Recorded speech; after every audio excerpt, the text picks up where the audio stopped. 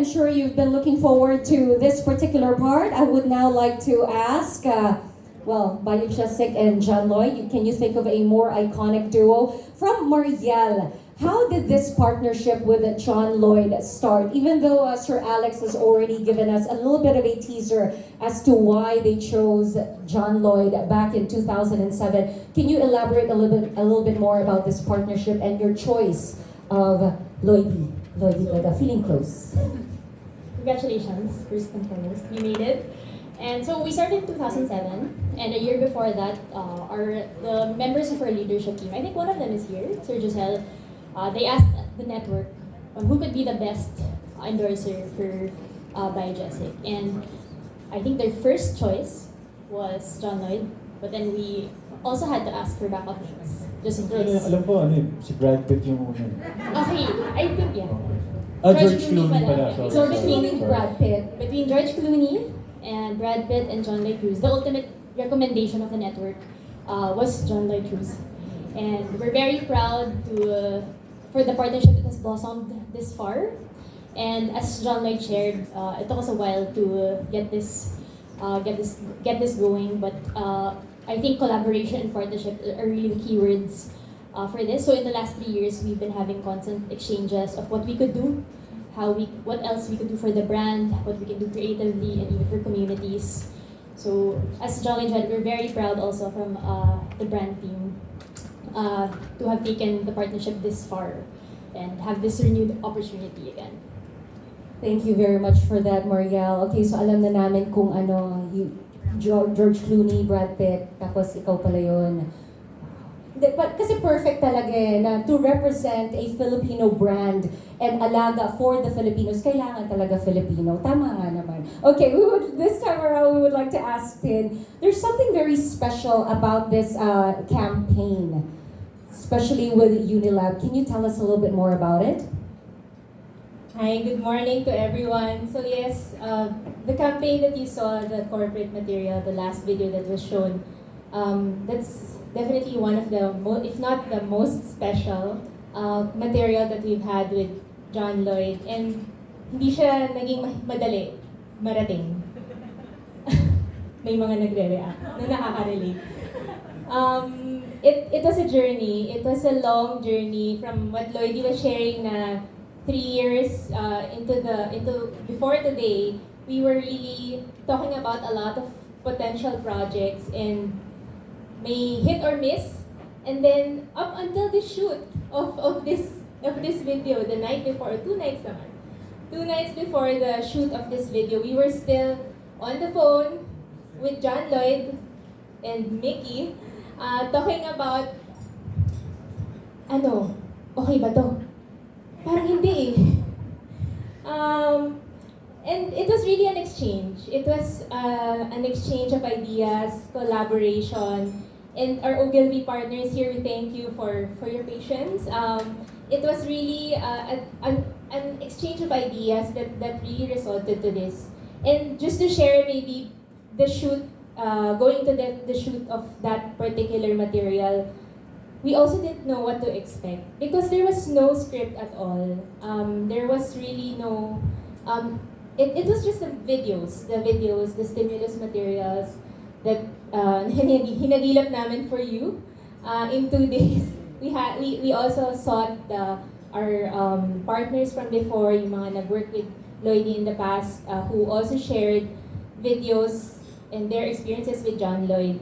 So it was all that. It was all very raw, and John Lloyd reacting to those videos, to those pictures, to those campaigns in the past, and really solidified that partnership and that message of alaga that we really want to impart to Filipinos. Because hindi naman din tatagal to kung walang meaning yung campaign, di ba? Walang meaning yung brand, walang meaning, walang gustong sabihin. And that's really that, the unconditional care and alaga that we really want to bring to Filipinos. And we hope you also saw that with the journey that John Lloyd also shared. You know, it's lovely to hear that everything you just caught sight of that video, everything in there was raw and authentic and coming from the heart of John Lloyd Cruz. And then hearing that there was several back and forth, talagang makikita mo na John Lloyd really had his input then on what was going to come out. It's not like it's a pitch that's just presented to him. No, he really wanted to put his touch, that John Lloyd Cruz alaga, into that video. Right now, we are going to entertain questions for our Unilab executives and Lloydie from our media friends. I'll call on the publication and then the name so we can hear from them, starting with Mr. Nick Garcia of Philstar Life. Mr. Nick, can you please stand up? And okay, so I'll ask the question right. Okay. This is for John Lloyd Cruz in relation to Biogesic's Alagang Walang Pinipili campaign. Paano mo inaalagaan ang iyong sarili these days? I try to take a bath at least once a day. Okay. It used to be so hard and challenging. But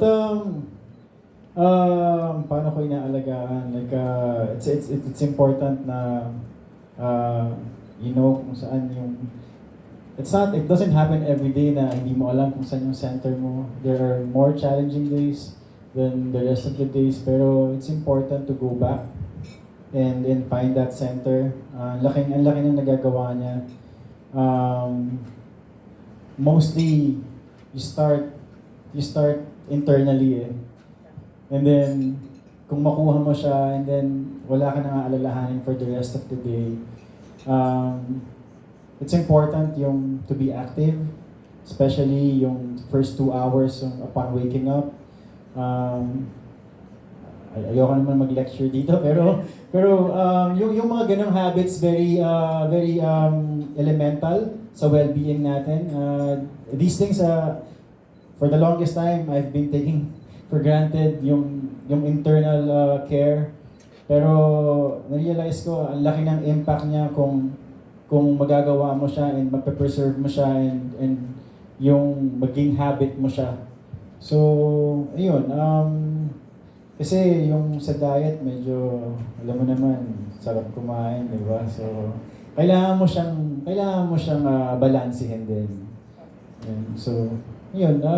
One of the things, malaki din yung papel ng mga tao around you, with the people you surround yourself with.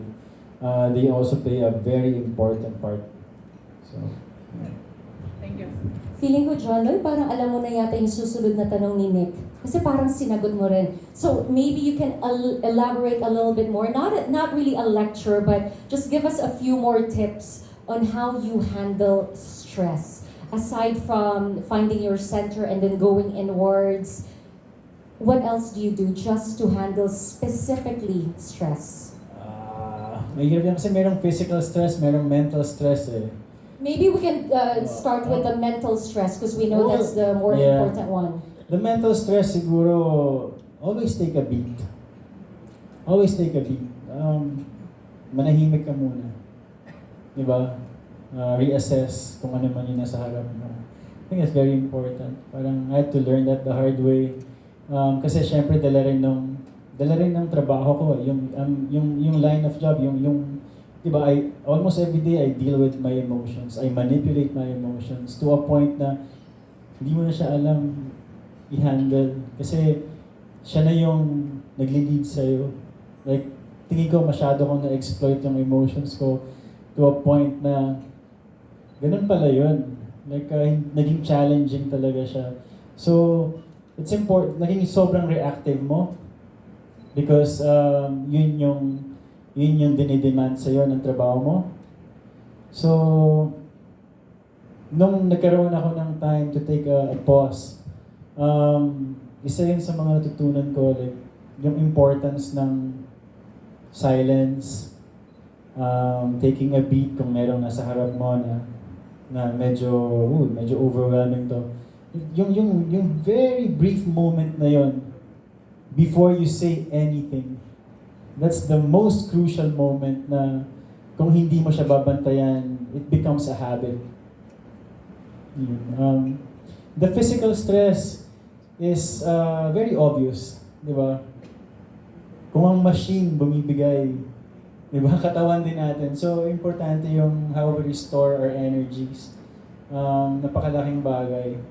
Especially um, if you need to present yourself on a regular basis to a lot of people, parang importante how you take care of yourself physically. Kasi kung, di ba, kung simple lang naman yan, kung wala kang tulog, huwag kang mag-expect na hindi ka magiging cranky or, di ba, hindi ka mukhang pagod or puyat. So, yun, like a lot of things, I had to learn that the hard way also. Thank you very much, Lloydie, for all those pieces of advice. Everyone, I noticed while you were saying all of those tips, people were nodding kasi parang marami sa atin may realization na ganun during the pandemic when we had to pause and take a break. We have another question that's coming in. I don't know if she'll be shy to ask the question. Miss Leia Beltran of Manila Times is ready. Go right ahead with your question, please. Hello po. I just want to ask, what is the secret of Unilab for making Biogesic one of the leading paracetamols in the country?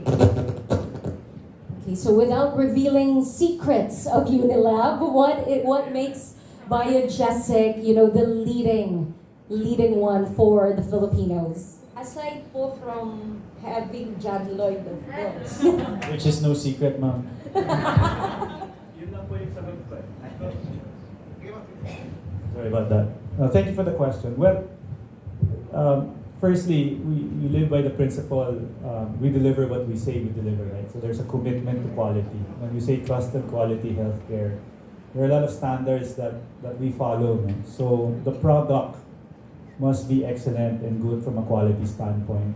And we don't just use Philippine standards. We are governed by European and American standards as well. Which is why over the years naman, the proof point of that would be the millions of Filipinos who have trusted the brand. No?